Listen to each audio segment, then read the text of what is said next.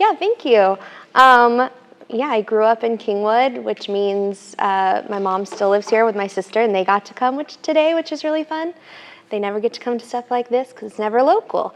But thanks for having me. It's nice to be back home in Kingwood.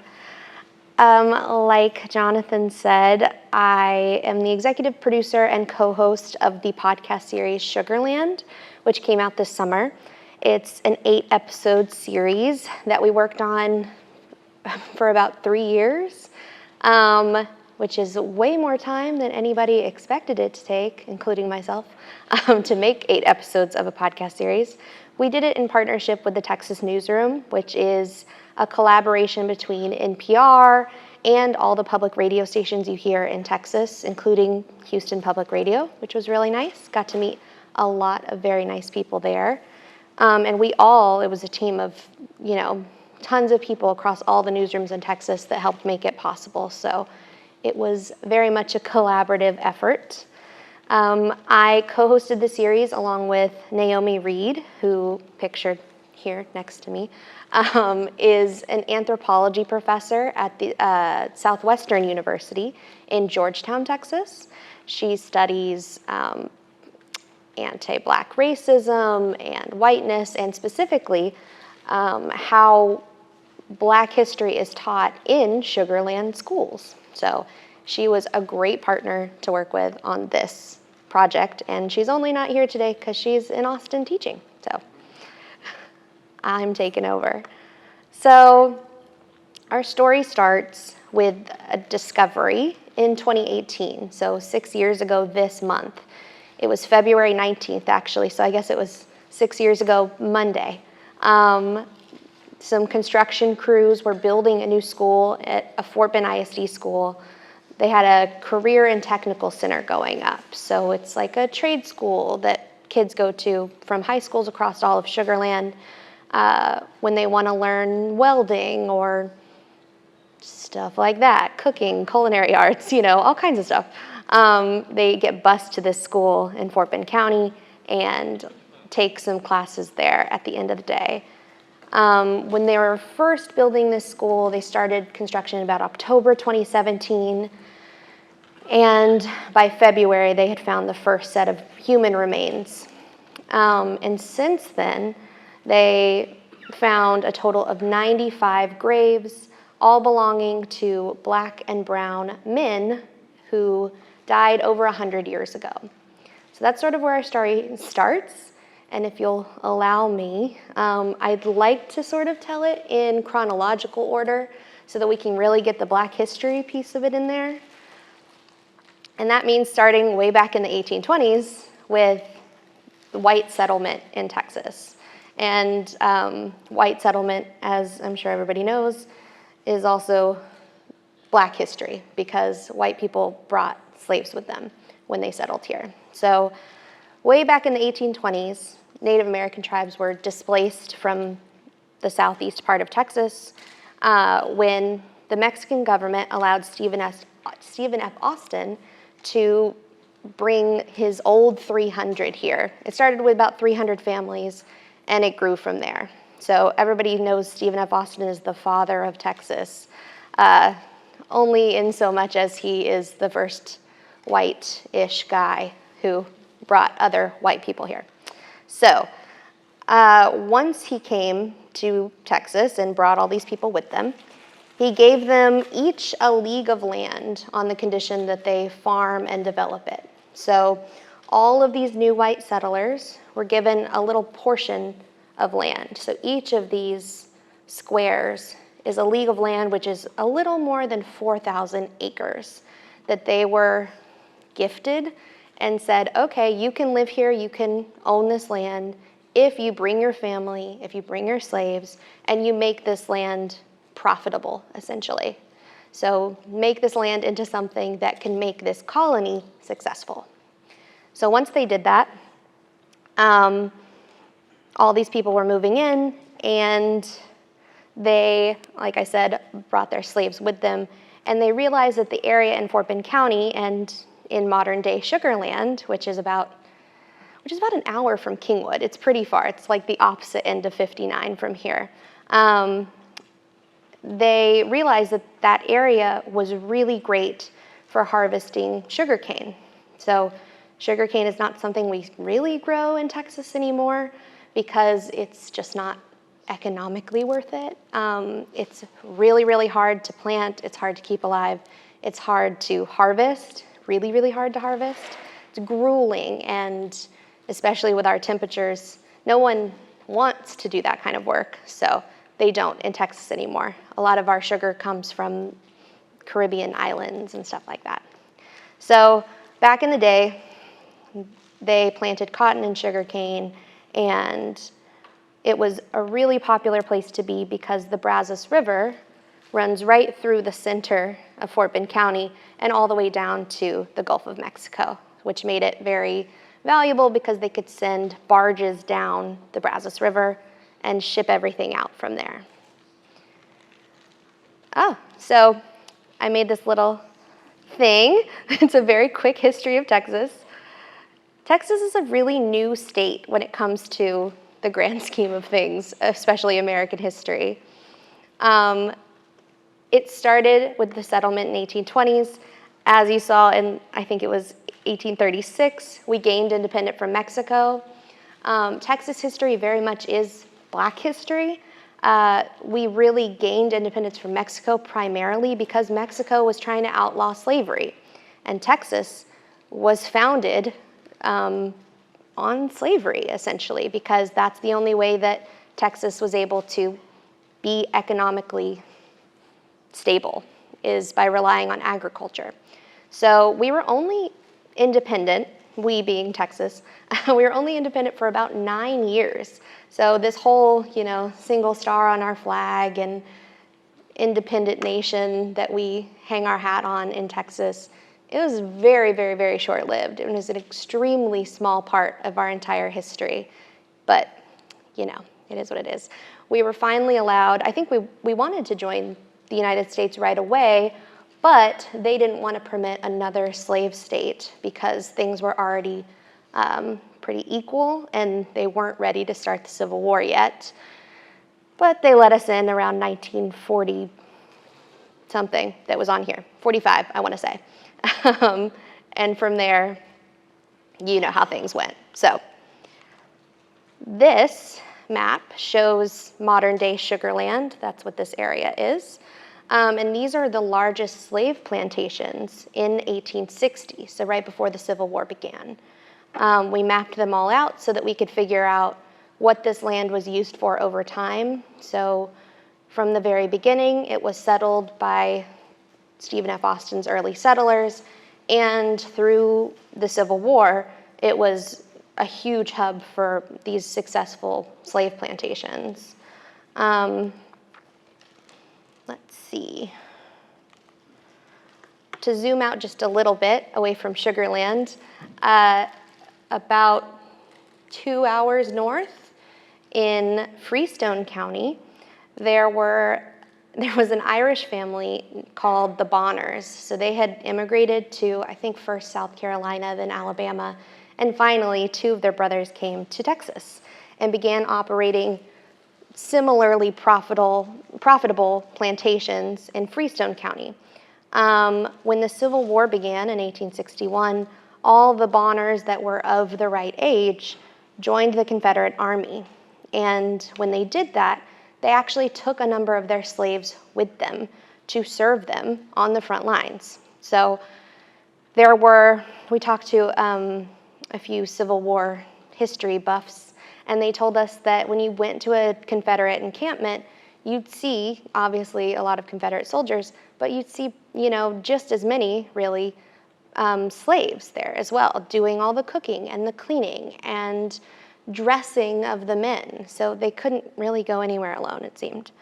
So one of the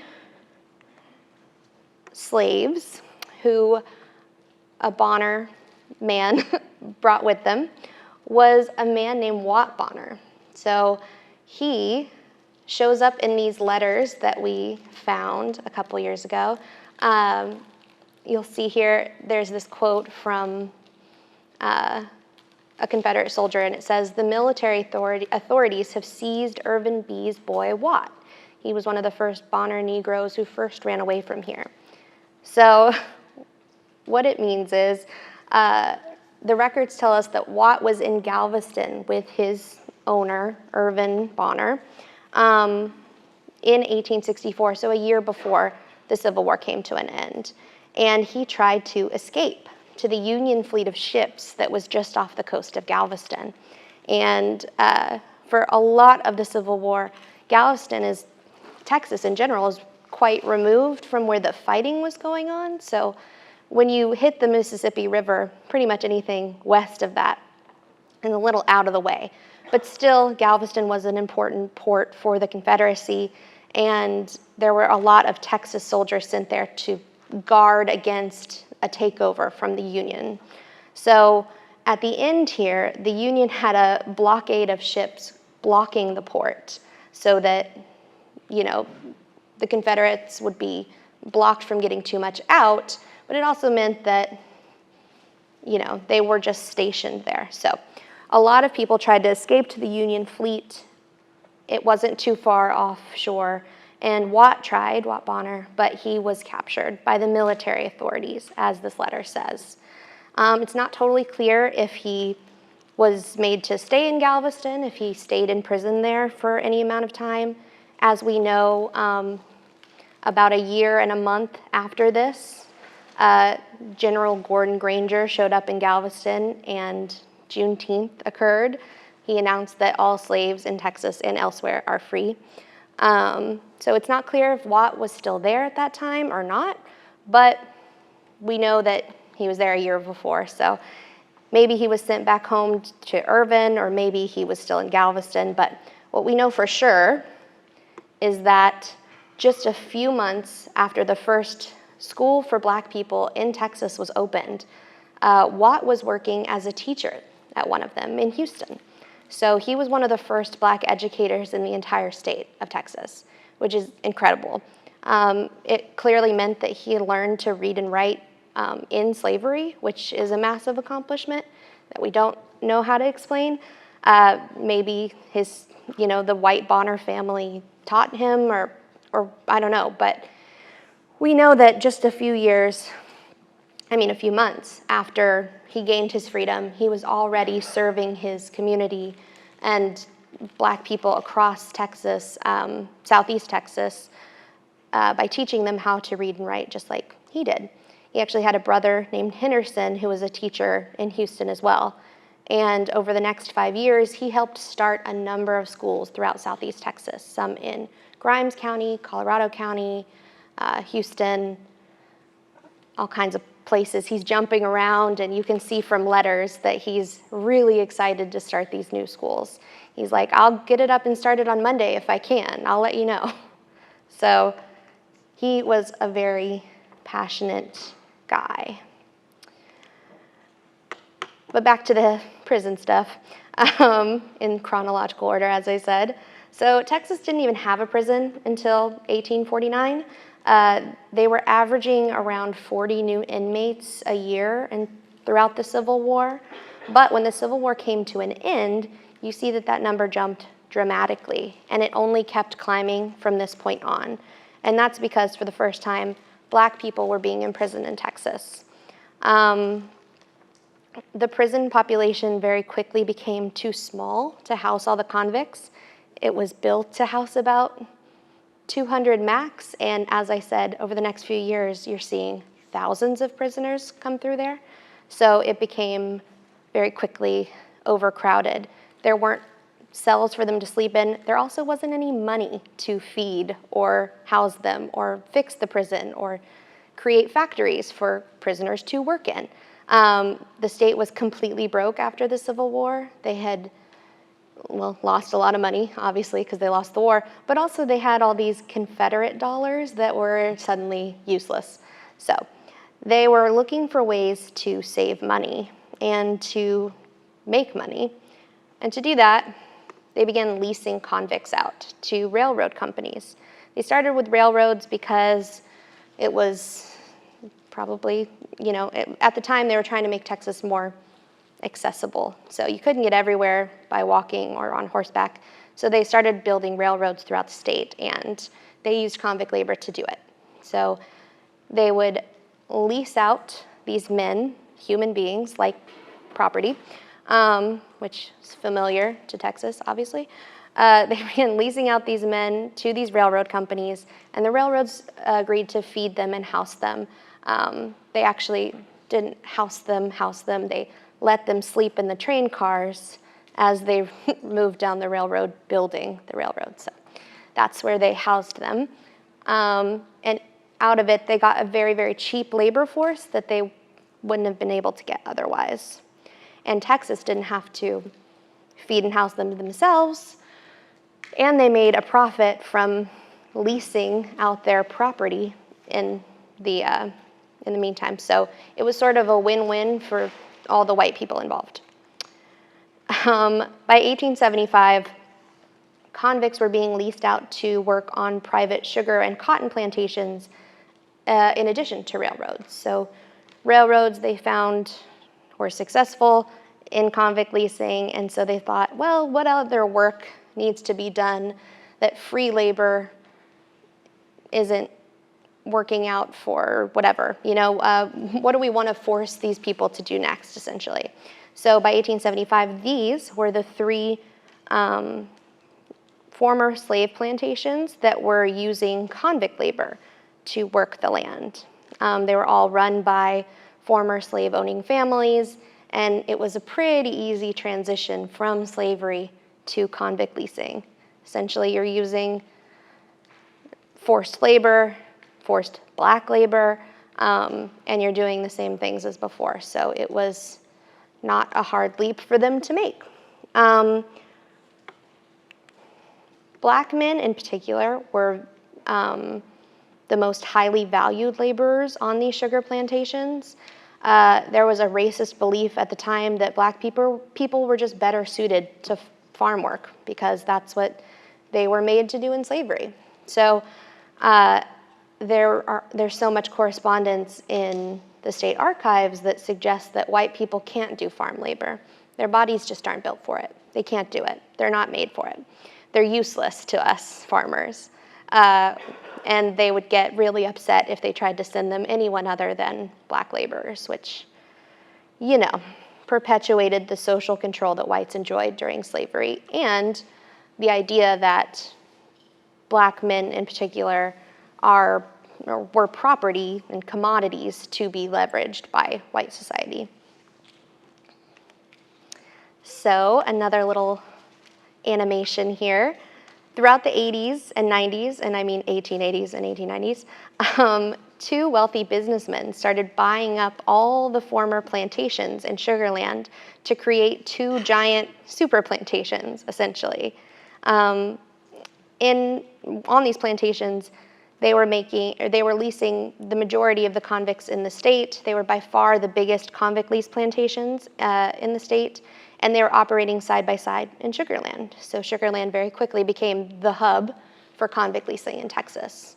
On the left, you'll see the blue one is a plantation owned by L.A. Ellis. He called it the Sartarsha Plantation. He named it after his daughter. And on the right is a plantation owned by E.H. Cunningham. He called it the Sugarland Plantation. And he actually named it after a slave plantation that also went by the name of Sugarland. And yes, that's where the city of Sugarland got its name. So, before we get here, back to our story of Wat Bonner, the slave turned teacher. In 1878, he was convicted of theft in Bastrop County. We don't have any details about his arrest. We don't know if he had a lawyer. We don't know who testified at his trial. We don't know if he even stole anything. It's completely unknown to us. There are no surviving records of his arrest or conviction. What we do know is that he was sent to work on the plantation here in blue.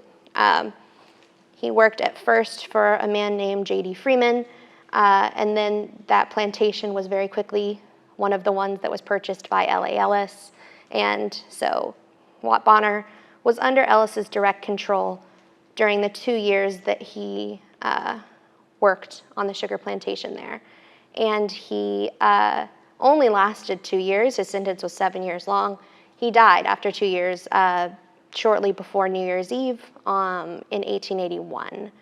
And we don't know exactly where he's buried because they didn't keep records like that. But we know from, anecdotes that exist that he was probably buried by the other convicts who were working on that camp. He was probably buried in a pine box, and his body was probably lowered into the ground with a guard standing watch, and his grave might have been marked by some sort of wooden headstone that they carve a convict number into or something like that, but those markers didn't survive for very long because they weren't really meant to. So that's what happened to Wat Bonner, and that's what happened to people all across the state, is they had these incredible lives, they suffered, and then they made something of themselves in freedom, and then they again ended up in the clutches of the state of Texas, in the hands of white people who were using them for their labor. And he died as a not free man. So it's a sad story, but it's the story that we heard thousands of times as we were researching the convicts who died under this oppressive system. So back to the modern day a little bit. A few decades after Wat Bonner died and a few decades after convict leasing came to an end, which was around 1912, convict leasing formally came to an end, although Texas bought a bunch of the former convict lease plantations and they just ran them themselves. So until 2011, actually, there was a prison in Sugarland on Ellis's former plantation. So really all that land was ever used for was to control people for a long time, specifically black people, and then Texas decided to open it up to more prisoners. So there was a prison there until 2011, and back in the 80s, there was this man here named Reginald Moore. He didn't work at the prison in Sugarland, but he did work at one nearby in Fort Bend County, and he realized that a lot of the things he was seeing were reminiscent of slavery, and he started learning about the convict lease system that took place in Texas, again, from about 1875-ish to 1912. So this is a really long stretch of time, much longer than we were independent, but So when Reginald Moore learned about convict leasing, he got obsessed. There's not really another word for it. And he started warning people that there were probably convict grave sites scattered throughout Fort Bend County and Sugarland in particular, because when people died, they had to be buried somewhere, and there was only one known cemetery, or convict cemetery, in Sugarland. And he became the steward of that cemetery. He really took care of it, and he was constantly out there, honestly bothering people, trying to convince them that this was a worthwhile issue to look into, that this history mattered, that it reflected a lot about our society. It said a lot about how we got here, how our criminal justice system came to be the way that it is, and people very much did not listen to him. So, cut to 2018, when they're doing construction of this school, and the cemetery is found. Suddenly, Reginald Moore is a hero to all. He knew it was coming all along. We should have listened to him. But very quickly, he has ideas about what should happen to this cemetery population of 95 men who were killed under the convict lease system in one way or another. They might have died from disease or sunstroke, being made to work all day long in the Texas heat. Some drowned because of floods in the Brazos River. I mean, imagine the worst of working outside in Texas throughout the summer, and it's not hard to imagine why all these people died. Some were shot and killed trying to escape because the existence was just that terrible. So he had a lot of ideas, Reginald Moore did, about how to best honor and memorialize these 95 people. And even though everybody seemed to have realized, oh, we should have listened to him, before when he was trying to warn us. They didn't really listen to him after the bodies were found either. So there was a big debate that took place and is still taking place all these years later about what should happen to these bodies. So at first it was, should these graves be moved? Fort Bend County had plans for a huge school, and they wanted to build part of it right over the cemetery. So at first they said, we should move all these bodies somewhere else so we can keep building our school. Luckily, Reginald Moore and his friends pushed back enough that they scrapped that plan after about a year, and a lot of court hearings, by the way. Scrapped the plan and let the bodies be reburied in place. But then questions arose of like, who should own the cemetery? Who should maintain the cemetery? Who gets to decide how these people are memorialized? And a lot of that is still unresolved. The cemetery is currently owned by Fort Bend ISD. So it's a school district just like any other. It's publicly funded, and yet now they own and maintain a historic Black cemetery. So there's a lot of question about that and whether or not that should be the case. But the biggest question by far is who is buried there, and that's what we spent a lot of our podcast exploring. So who are the Sugarland 95? This marker here, it says unknown number 51. This is what marks each of the graves in the cemetery today.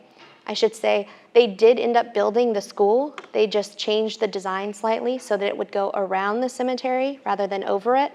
But kids are streaming past it every single day when they walk in. There's just a Black cemetery sitting there, and it doesn't really look like a cemetery. It looks like a field with these black tiles on it. You can't really tell, but it is what it is. So to figure out who these people are, we had to do a lot of digging. As you see, we spent about a week, 2 weeks, I'm not even sure anymore, at the Texas State Archives in Austin, and we found all the records we could to see which convict labor plantations were open, and when and where, and who owned them. So we had to go through all these records, find this for every year, every month, whatever we could find, and sort of transfer that data into a spreadsheet so that we could search it and find out what parts of land these people owned. So that's how we found out that L.A. Ellis owned the land where the cemetery was found. And then that led us to say, okay, which convict labor camps did Ellis have during the convict lease years, which ones were in Fort Bend County and in Sugarland in particular. And then once we had all that figured out, we checked the prison records. So we went through these very hard to read prison records and found all the ones that said died on them.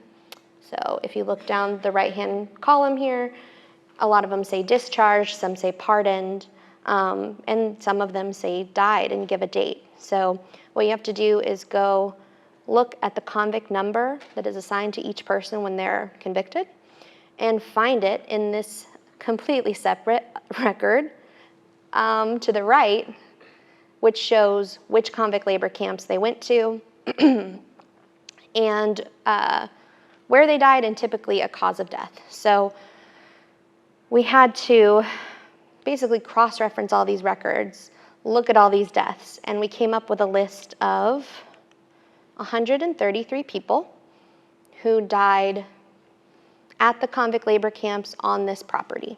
So that's obviously more than 95, which means there's definitely another cemetery somewhere where the others are buried, and we don't know where it is. So it's not just this cemetery, it's also not just Sugarland.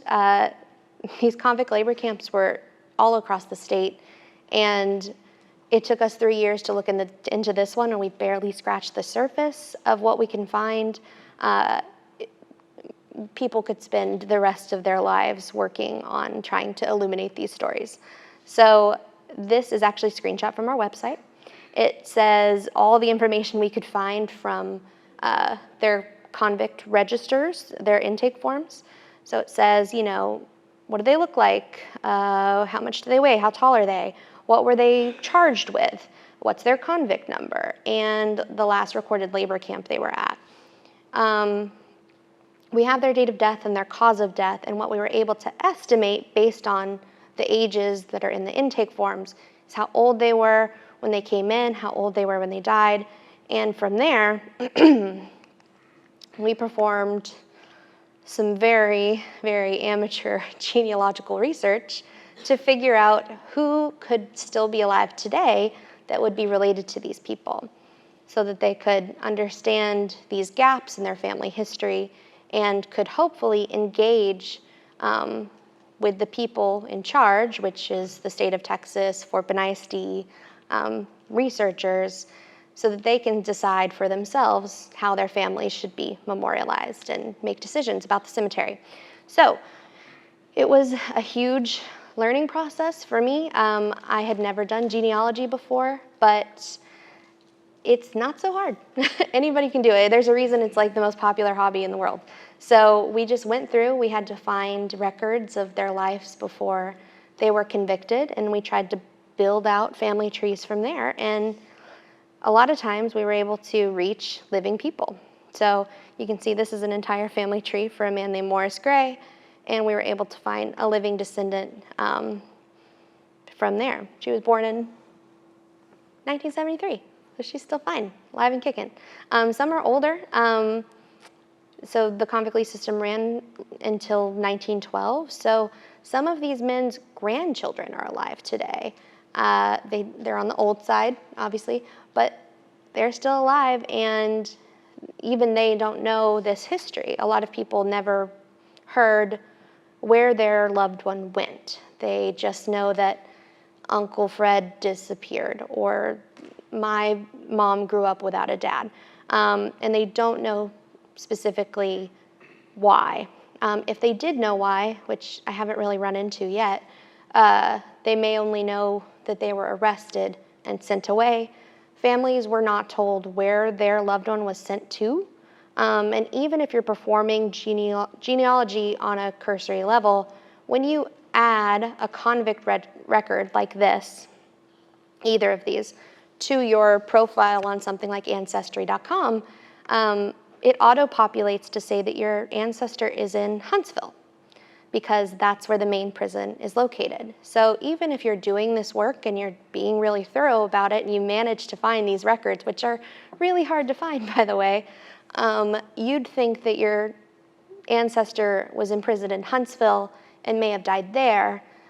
You have to find the second record, understand what the second column means, which is the name of the convict camp they were sent to and the date they were sent there, and figure out where that convict record or camp was, back to this list. You have to do all that work just to find out where your loved one is sent, and how are you supposed to know how to do that? It's a huge leap to make, and it's no wonder people don't know that their ancestor is buried at a school in Sugarland.